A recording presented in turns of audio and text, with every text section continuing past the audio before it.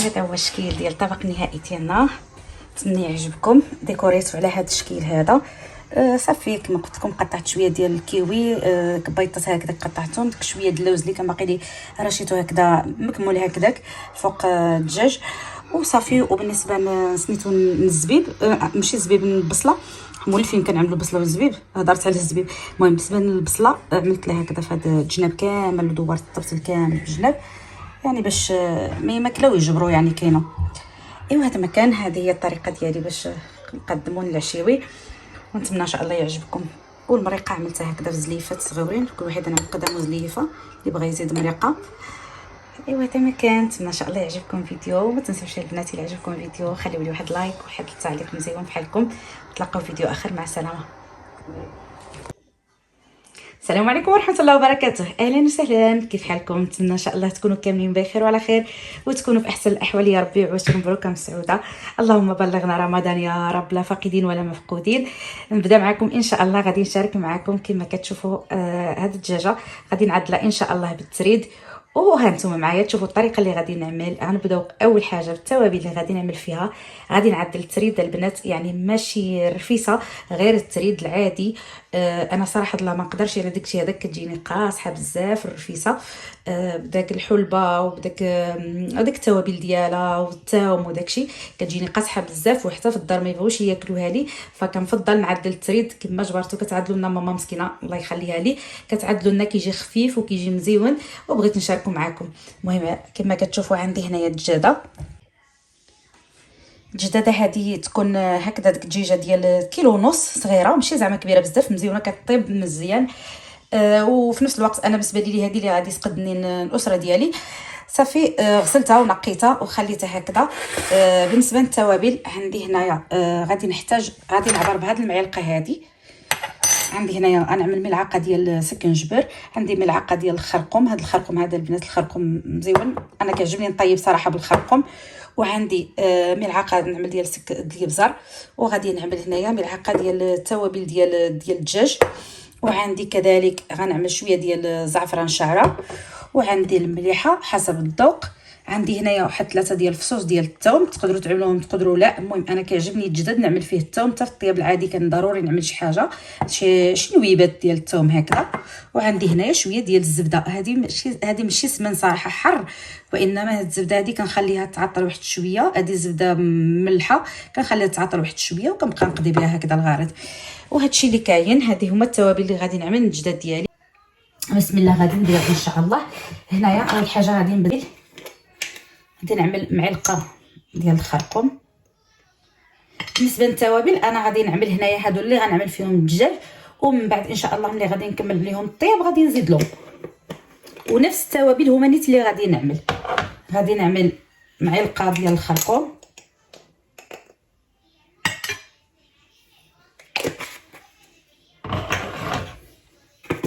نص معلقه ديال الابزار عندي حر كنحاول ننقص،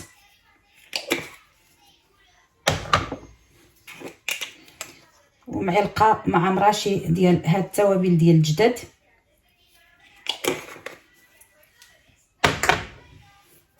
غادي نعمل شويش ديال الزعفران شعره.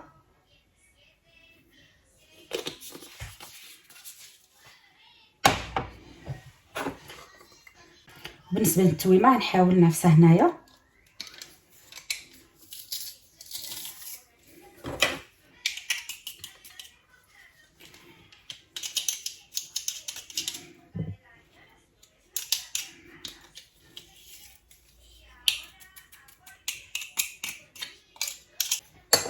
هانتوما. ودابا غادي نزيد هاد الزبيده، يعني هنايا عندي معلقه صغيره. وغادي نضيف شويه ديال الملح ردوا البال. اذا كنتوا غسلتوا الدجاج ديالكم بالملح فردوا البال باش ما تجيكمش مملحه بزاف. المهم نتوما كتعملوا نتوما كتذوقوا. صافي هادو هما التوابل اللي غادي نعمل. هنايا جبت هذيك الزليفه اللي كانت عندي ديال الماء قبيله، هذيك غادي نعمل بها، عملت فيها الماء يكون شي شويه سخون.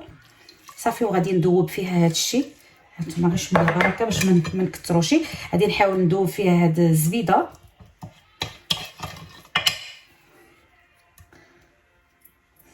كما دائما كنهضر انا نخلط هذا الشيء بيدي، غنحاول نخلط هاد المكونات مزيان مع بعضياتها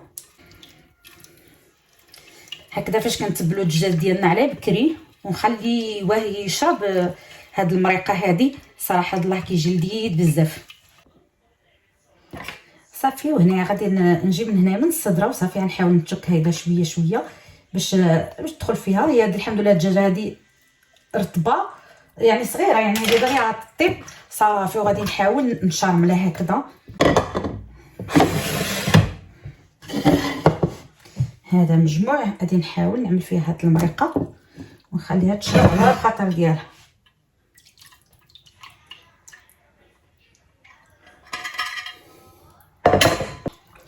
انا نعطيها الوقت على ما نمشي نوجد نغطيها ونخليها تشرب لي قامه على خاطر ديالها. صافي خليت الدجاجه ديالي تشرب لي قامه.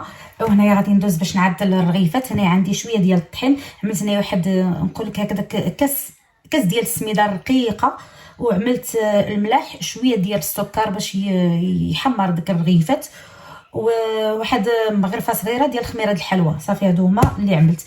والزيت عملت هكذاك شي 2 معلقات ديال الزيت. صافي هنايا عندي الماء سخون الماء دافي وصافي. وغادي نعجن بسم الله. سبق لي عجنت معكم الرغيفات في القناه، يعني نفس المكونات هي اللي كنعمل.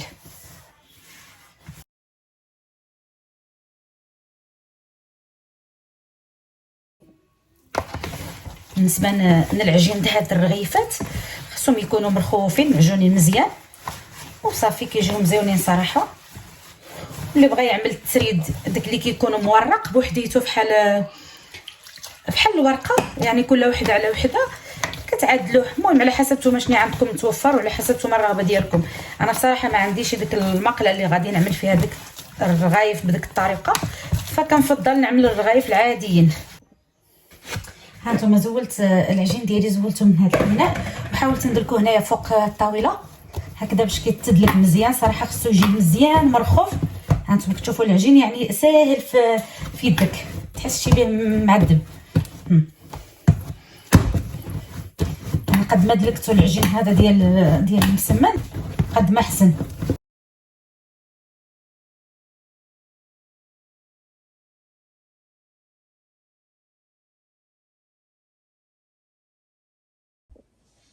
خليت الرغايف يرتاحوا ودابا دوزت قشرت هنايا عندي واحد 6 ديال البصلات. هادو البصلات غير صغارين، وفي نفس الوقت هذه البصله غير البيضاء، يعني ماشي البصله الحمراء اللي قويه، هذه غير البصله البيضاء. عندي هنايا 6 ديال البصلات غادي نقطعهم يعني نشلضهم وغادي نعملهم باش نرد الجداد ديالي يطيب. ها نتوما الجداد كيشرب هاد التشارميله مره كنقلبوا. صافي وغادي ندوز نقطع هاد البصله. غادي نكمل الطياب ديال الجداد ديالي. عملت هنايا بصله، هانتوما كتشوفوا خيره بدا ديال البصل عملت. غادي نعمل التوابل. غادي نعمل شويه ديال الخرقوم، غنعمل غير نص معلقه. غادي نعمل لي سكنجبر، شويه ديال البزار وشويه د القامه ديال الجداد. عندي هنايا شويه ديال القزبر، عندي هذا المثلج. وغادي نعمل شويه ديال الزيت ديال الطياب، يعني اللي غادي يكفيني الطياب. وغادي نزيد شويه ديال المليحه، طبعا كما كنقول دائما الملح على حسب الذوق.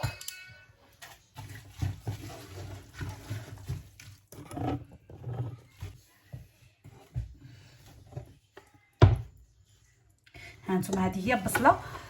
صافي انا خليتها غير شويه تدخل غير شويه السخانه، ما غاديش نشحرها ولا شي حاجه. صافي مباشره. دابا غادي نعمل فوق منها هذه الجداده. عفوا باقا ما ربطتلاش الرجيله ديالها.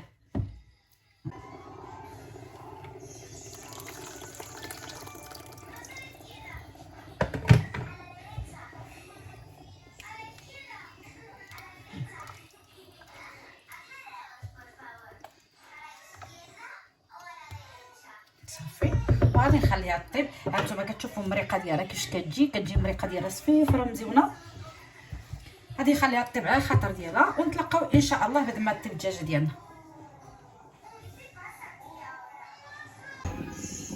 هنا الرغيف ديالي ارتاحوا. دابا غادي ندوز باش نقطعوهم. هانتوما كتشوفوا كيفاش كيرتاحوا على الخاطر ديالهم. تقطعوهم على حسب نتوما شنو الحجم اللي كتعدلوا في الرغيفات ديالكم.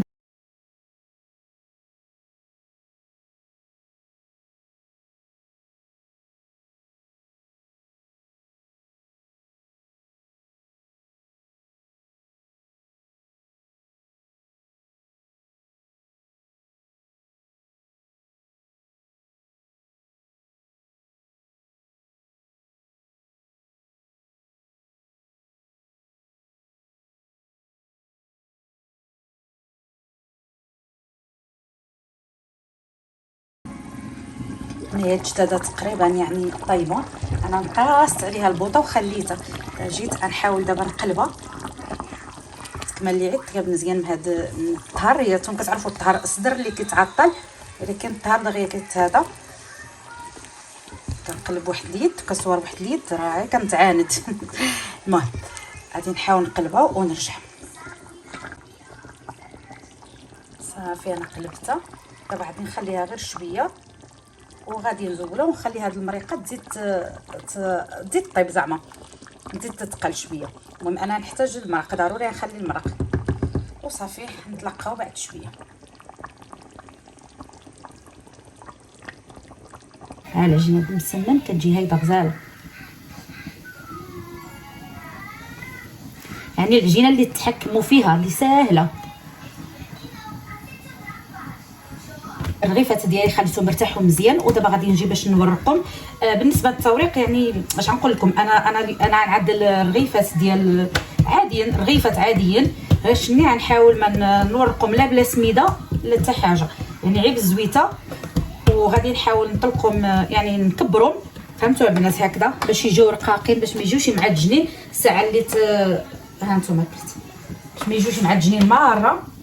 حاولوا تجبدوهم مزيان وعطوهم الوقت ديالهم، الساعه اللي يكونوا كيرتاحوا. قد ما كان عندكم ليسباس جبدوهم ورققوهم وصافيو. كيجيو مزيونين صراحه الله، كيجيو مورقين. ماشي ضروري تكون يعني ورقه بحال ورقه ديال باستيلا ولا هذا. صافي انا المهم صراحه الله كل واحد كيفاش كيعمل، ولكن انا كنفضل حتى هكذا كيجيو مزيونين. ها نتوما كتخدموهم تحاولوا ترققوهم مزيان وصافي باش ما يجوش معجنين. شفتوا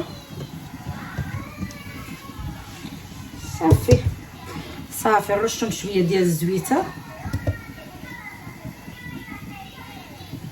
ايوا نطويهم.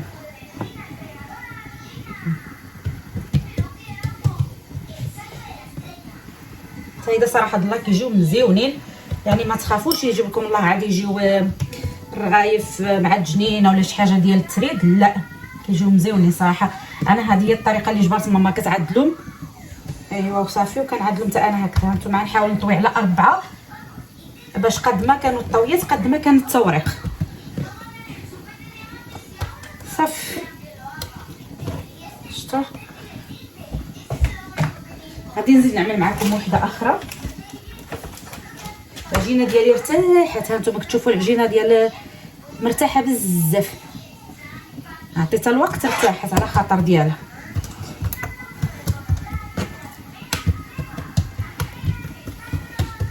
والجداد ديالي ها هو كيطيب يعني صافي. انا دابا غادي نطفي الجداد صافي، نخلي عيدك المريقه تشرب وندوز باش نطيب التريد. مسمنات. المهم صافي هادشي اللي كاين غنطلقوه. تبارك الله العجينه كتطلق مطلوقه، يعني ساعه اللي كتجيو تطلقوها ما كتجبروش فيها الصعوبات مره.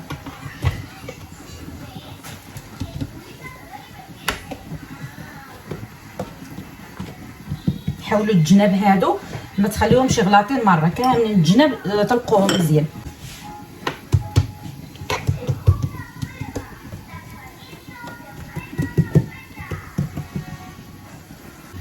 نتوما كتشوفوا يعني حتى كيبقى يبان لكم الطابله الموطع اللي كتخدموا فيه، حتى كيبقى يبان.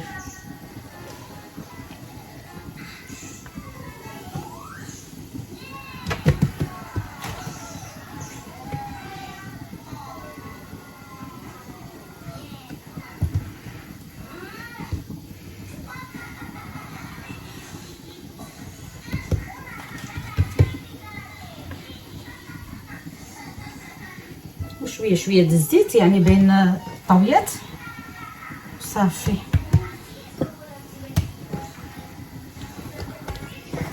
هادشي اللي كاين. غادي نكمل ونرجع معكم ان شاء الله.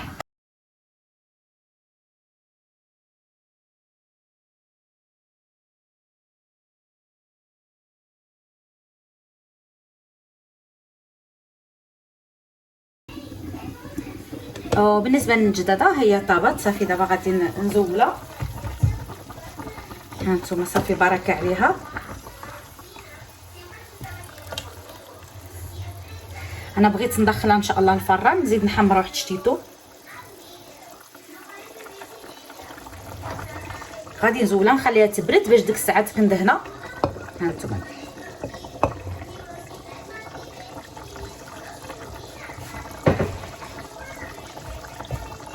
وبالنسبه للمريقه ها نتوما كتشوفوا بشي معلقه تشوفوا. ها بسم الله. ها المرق نخليها تزيد الطيب.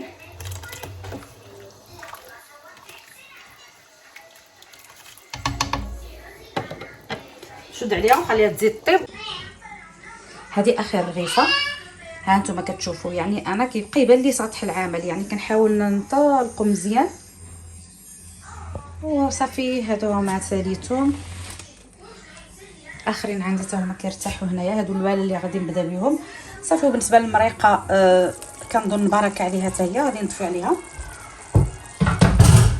ها نتوما هذه هي المريقه ديالي اللي خرجت، خليتها طابت على الخطر ديالها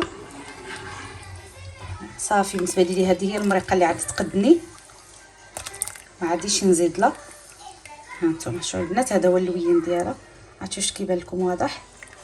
صراحه كتجي مزيونه البنات.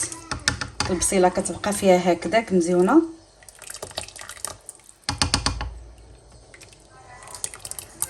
يعني واللوين ديالها هكذا صفيفار. كتعجبني مريقه تبان صفيفره، ما كتجيش المرقه تجي كحله. وصافي هادشي اللي كاين. دابا غادي نطفيلها وغادي نتلقاو بعد شويه باش نطيبوا الرغيفات. وهنايا عملت المقيله ديالي اللي غادي نطيب فيها وغادي نبدا نطيب. غادي نحاول نضغط هكذا على الرغيفات ديالي من الجناب هما اللي كيكونوا مضوبلين باش ما كيبقاوش هكذاك معجنين. ونحاول ما امكن نكبرها. انا عندي هاد المقله غير صغيره، ما عنديش صراحه مقله ديال الرغيف. كنطيب غير في هاد المقله هذه عاديه، كنت تقريبا كنعمل فيها شحال من حاجه وصافي. المهم نحاول نكبروا ما امكن وصافي. وانتم كتعرفوا البنات ملي كتكون مقله ديال الرغيف كيعطيو الطياب حسن الصراحه.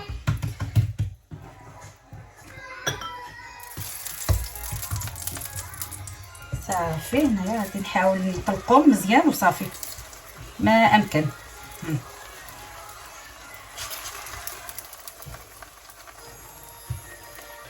وما تخافوش يا البنات، انا قلت لكم الطريقه اللي عملت لهم كونوا هانيين والله كيجيو مورقين بزاف. غتشوفوا كلشي بعينكم ان شاء الله ملي نكون غنورقهم وغادي تشوفوهم. يعني ما كيجيوش مدقسين تقولوا زعما هم مطويين او لا لا لا.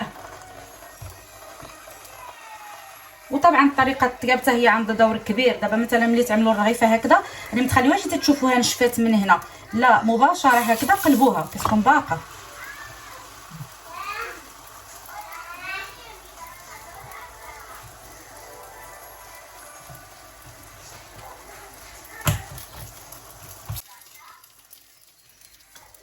وندهن هكذا شويه شويه بالزويته ونقلب عاود المره الثانيه. عرفتوا عاملين بحال رغوه خفافين في يدي. وهادو عاوتاني اللي كنطلق ها نتوما كتشوفوا. ندور شويه الكاميرا. ها نتوما كتشوفوا انا كنطلق وبواق كيخرجوا من الجنابات وكامله مبوقه، يعني كامله تبارك الله خفيفه في يدي.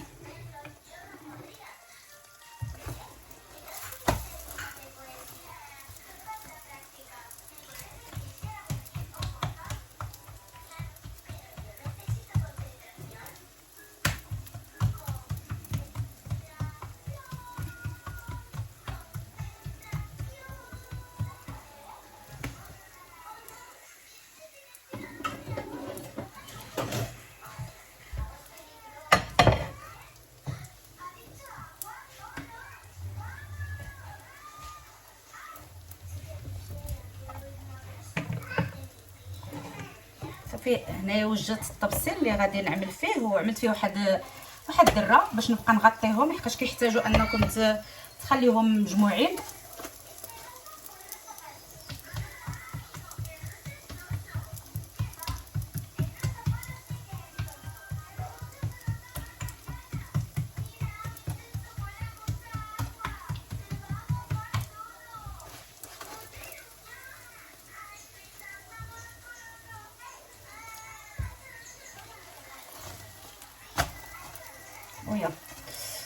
حاميه، غادي نحاول نطيبها من الجنابات.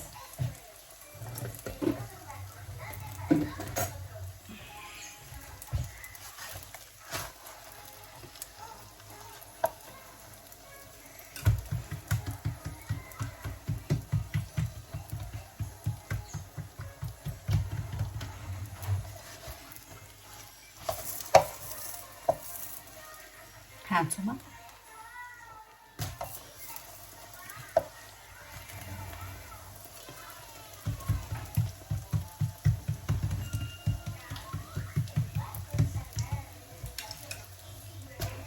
صافي بركة عليها.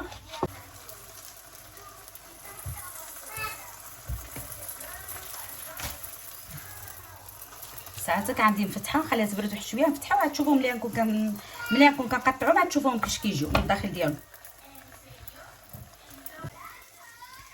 صافي انا غادي نكمل الطياب ديال الرغيفات ديالي. انا وريتكم الطريقه ديالي، قلت لكم ما كنخليهمش ينشفوا من جوج جهات، يعني الجهه الاولانيه غير كنعملها كنقلبها باقا يعني ما شربت، وعاوتاني نفس الشيء في الجهه الثانيه، وصافي وكنخليهم يطيبوا على خاطر ديالهم. ها نتوما كتشوفوا كيفاش كيبقاو يتنفخوا، يعني صراحه الله كيجيو مزيونين بزاف وسهلين، يعني طريقه سهله. غادي نكمل طياب الرغيفات ديالي كاملين ونتلاقاو ان شاء الله.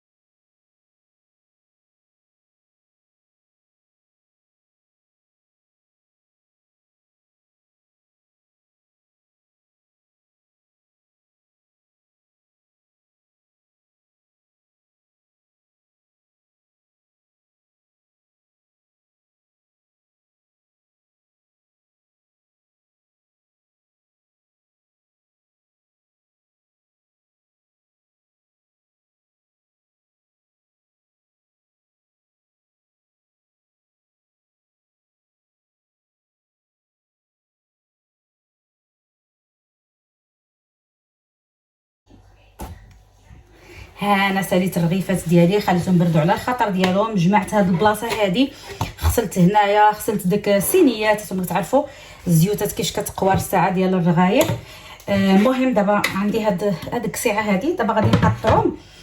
انا غادي نقطعهم دابا وغادي نخليهم، حيتاش ما غاديش نسقيهم دابا حتى للعشاء. انا دابا بوحديتي ما غاديش نطيبهم، ما غاديش هو هذاك ما نسربيهمش دابا، خليهم حتى العشاء. ولكن دابا نقطعهم غير نوريكم كيفاش كيجي التوريق ديالهم. ها نتوما غادي تشوفوا بعينكم كيفاش كيجيو ها مورقين، ما كيجيوش زعما معجنين ولا شي حاجه، الورقه ديالهم كتجي مزيونه. عرفتي انا غادي نقطع معكم، انا نقطع التقطيع العادي اللي كانوا كيقطعوا والدينا، غير هكذا غنقطعهم لا بمقص لا حتى شي حاجه، نحاول نوريكم. هانتو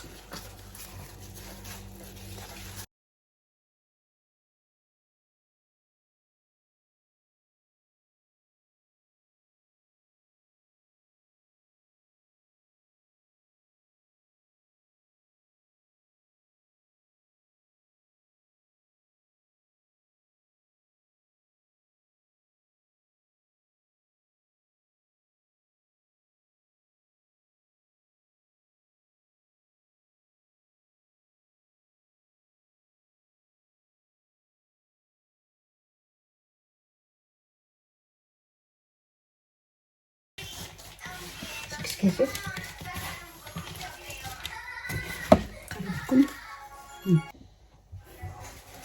صافي غادي نخليها هكذا مغطيه، وغادي نزيد نلويه في الميكا باش ما باش داك الرغيف ما فهمتوا، باش ما يضربهمش الريح، باش ما يشربوش الهواء وينشفوا.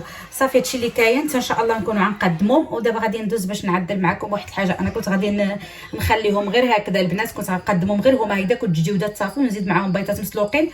ولكن دابا بنات لي نفششهم واحد الشتيتو، غنعمل لهم شويه ديال البصيله معسله، وهانتوما معايا ان شاء الله تنكمل. طلا عملت هنايا 5 بصيلات هكذاك صغارين قطعتهم، وكتعملوا كميه على حسب شحال ما نتوما باغيين. انا باغيه نعمل عيش تيتو هكذا، يعني ماشي بزاف. عملت هنايا واحد شويه د بصيلات شلطتهم، غادي نضيف عليهم شويه ديال الزيت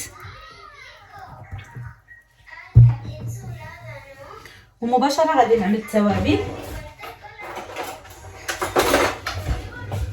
غادي نعمل شويه د المليحه، غير شتيتو د الملح حيت البصل كتعسل هانتوما عارفين كتكون حلوه. شويه د المليحه. غادي نعمل شويه ديال الخرقوم، كيعجبني نعملهم لقامه باش كيعطيو لوين مزيون. شويه سكنجبر، نفس التوابل اللي عملت في سميتو في الجداد. شويه ديال الابزار، وغادي نعمل واحد شويه ديال القرفه غير باش طيب لذيذه. ومن بعد ان شاء الله ملي غادي ملي عاد تسالي الطياب ديالها تقلى مزيان ديك الساعات غادي نزيد لها شويه ديال سميتو ديال القرفه.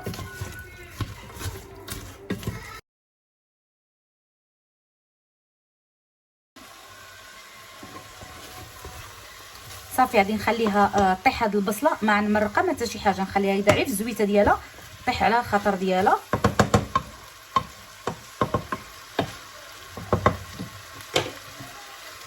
نغطيها. غادي نقص البوطه باش ما تحرق لكم شي بصله، خليها طيب على خاطر ديالها ونتلاقاو ان شاء الله بعد ما طيب. عملت هنايا واحد 3 بويطات نخليهم يتسلقوا قدامي وصافي. وهذه هي هنايا تقلع على خاطرها. مريقه عندي طايبه حتى من بعد ان شاء الله نزيد نسخنها.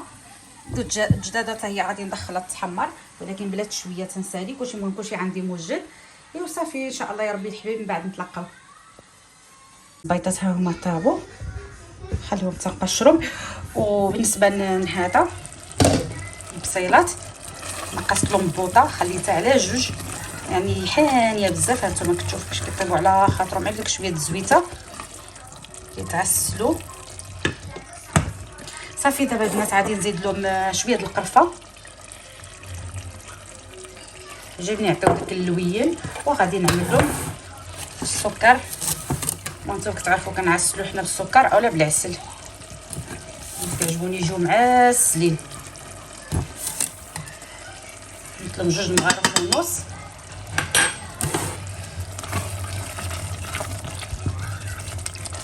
غادي نخليهم يزيدوا يشربوا هانتوما كتشوفوهم هذا شويه كيبان فيهم بحال مريقه ولكن غنخليهم يزيدوا يشربوا مزيان.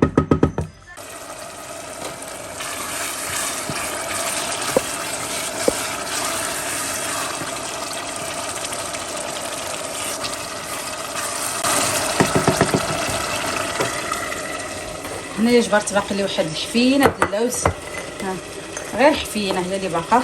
غادي نحاول نعمل الطسله، المهم نعملها في الماء سخون باش نقشرهم. وغادي نقليهم نزيد نسيبهم نزوق بهم وصافي. صافي بارك عليها. نخليها يبدا وكيبقى فيها واحد شويه كتصمى ديك شويه ان شاء الله كتعطي شويه د اللذه ملي كتعملها فوق الرغايف. غادي تعطي واحد شويه د اللذه ديال الحلاوه. هادشي اللي كاين. هذا التجديوده غادي نشبر عندي هنا هكذا بشويه الزبيده. ها هي الزبده البنات عندي انا ذوبتها هيدا، كتعجبني نذوبها باش كنقدر ندهنها بها مزيان. كنت عندي في النبيره اللي كتمثلجه. ايوا صافي وجدت بردات على خاطر ديالها يعني شحايله وهي في برا. فندهنها هيدا باش كتبقى رطبه.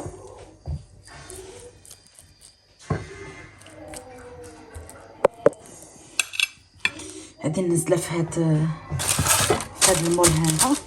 بسم الله. على هاد الجهه باش عاوتاني ندهن الجهه الاخرى. صافي نكملوا هاد الجهه.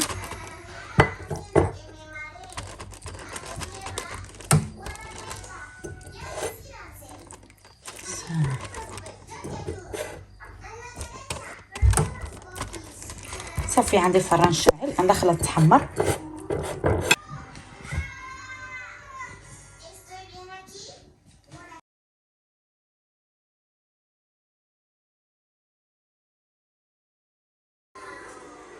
دابا جبرتوني غادي نغرف. المهم بالنسبه للزواق قليت هذاك اللويزات هكذا، قطعت بويطات بحال هيدا. وهنايا كان عندي واحد 2 كيويات حتى هما قلت راه نزوق بهم، كيعجبني يعطوني هذا اللوين وصافي. وبالنسبه للتريد ها هو انا خليته هنايا، كان هانتوما قطعته بكري يعني برد. دابا جبرتوني انا عملته هنايا، انا كيعجبني هكذا نعاود نسخنو. عملته في المقيله وغنعاود نسخنو. المريقه حتى هي كتسخن.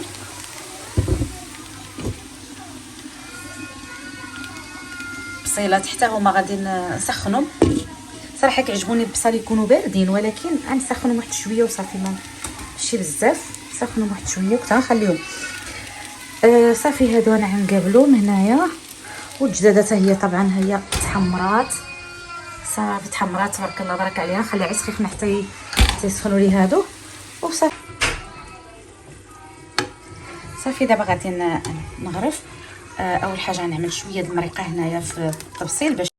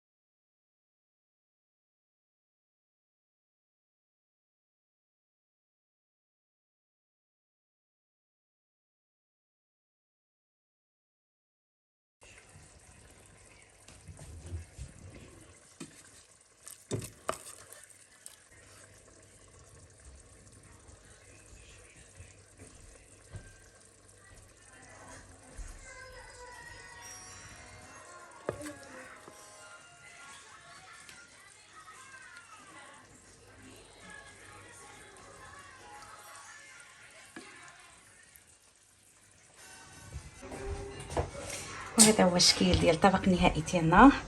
نتمنى يعجبكم. ديكوريتو على هذا الشكل هذا. صافي كما قلت لكم قطعت شويه ديال الكيوي، كبيضات هكذا قطعتهم، ديك شويه د اللوز اللي كان باقي لي رشيته هكذا مكمول هكذاك فوق الدجاج وصافي. وبالنسبه سميتو الزبيب، ماشي الزبيب، البصله، مولفين كنعملوا البصله والزبيب، هضرت على الزبيب. المهم بالنسبه للبصله عملت لها هكذا في هذا الجناب كامل ودورت الطبسيل كامل بالجناب، يعني باش ما يماكلوا يجبروا يعني كاينه. ايوا هذا مكان، هذه هي الطريقه ديالي باش نقدموا العشيوي، ونتمنى ان شاء الله يعجبكم. والمريقه عملتها هكذا في زليفات صغيورين، كل واحد انا قدامه زليفه اللي بغى يزيد مريقه. ايوا هذا مكان، نتمنى ان شاء الله يعجبكم الفيديو. وما تنساوش البنات الا عجبكم الفيديو خليوا لي واحد لايك وواحد التعليق مزيون بحالكم. نتلاقاو في فيديو اخر، مع السلامه.